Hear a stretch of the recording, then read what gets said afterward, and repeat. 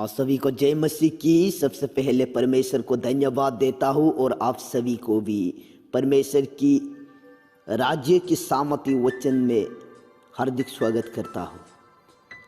आइए आज के मनन के लिए उतारेंगे पहला कुरिन्थिय 10 अध्याय का 13 पद। 1 Corinthians chapter 10 verse 13।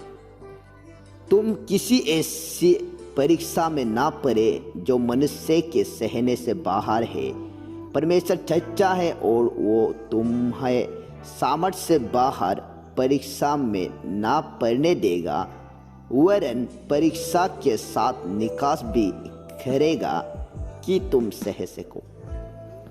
मेरे प्रिय, परमेश्वर का वचन इस प्रकार से बोलते हैं, आज आपके जीवनों में कमी, गति, कलेश और संकटें और कठिनाइयाँ और कई प्रकार के परीक्षाएं और कई प्रकार की दुख की बातें आए जब आपके जीवनों में आ जाते हैं, जब आपके जीवनों में आंधी तूफान आ जाते हैं, आप क्यों आज धूप में पड़ते हैं? उन बातों को देखकर, उन बातों को अपने जीवनों में बीतते हुए देखकर आप क्यों अपने सिर को पकड़कर टेंशन में बैठते हैं? आप क्यों निराशा होकर बैठते हैं? आप क्यों उदास होकर बैठते हैं? लेकिन परमेश्वर का वचन आज आपको कहना चाहते हैं और कह रहा है, ऐसे परीक्षाएं आपके जीवनों में नहीं आते हैं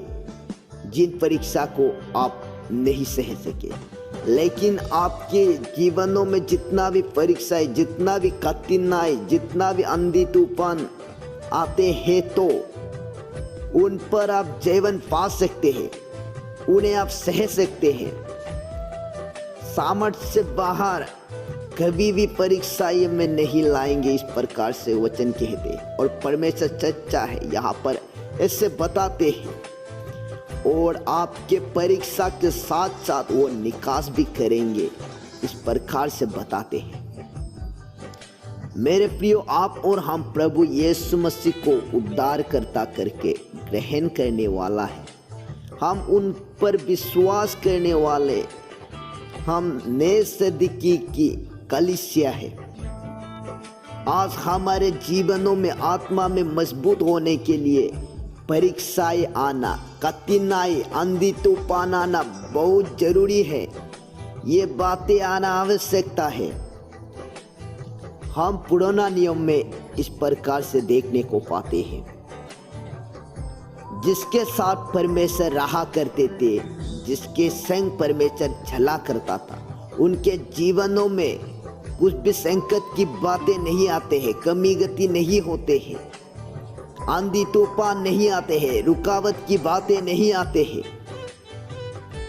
और लेकिन जिनके संग परमेश्वर नहीं चलते हैं, जिनके साथ परमेश्वर नहीं रहते हैं, उनके जीवनों में ही आंधी तूफान को आते हुए देखते हैं, कठिनाइयों को, संकटों को आते हुए देखते हैं।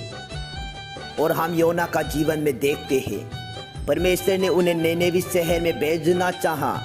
वो एक ऐसा बड़ा शहर है, अपराध से भरा हुआ शहर है। उस जगह में परमेश्वर ने अपने वाणी को सुनाने के लिए अपने दास को भेजना चाहा, लेकिन उन आज्ञा को पाकर भी योना जब वो निनेवी में ना जाकर तारसुस की ओर भागने लगा, उसी समय उनके जीवनों में आंधी तूफान आते हुए हमें देखते हैं, कलेश आते हुए देखते हैं। लेकिन मेरे प्रियो, आज आप और हम नए सदकी की कलीसिया है। प्रभु यीशु मसीह को जितनों ने ग्रहण किया है, वो आज नए सदकी की कलीसिया है। जब प्रभु यीशु मसीह अपने सेलों को लेकर झील की पार चलने के लिए यहाँ पर जब नाव में चढ़ा, तो आंधी तूफान आते हैं।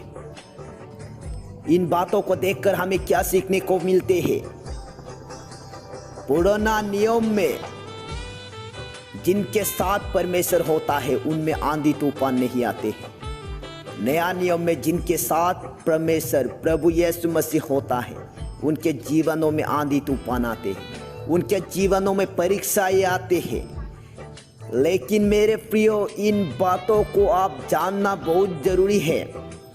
आप आंधी तूफान आपके जीवनों में आएंगे, लेकिन उन आंधी तूफान को देखकर आप शोकित नहीं होना है, आप दुख नहीं होना है, आप नहीं घबराना है।